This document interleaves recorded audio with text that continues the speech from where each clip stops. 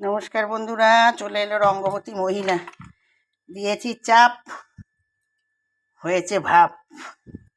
নিচে আছে পাতার, এই যে পাতাটা আমার এই দেশীয় বরকে বলেছে এই পাতাটা ডলে খাবে, বলে তুমি খাও, বুঝলেন? চাপে হয়ে গেছে ভাপ। ও এই দেশীয়রা কি বোঝে এইসব খাবার, বলুন তো বন্ধুরা?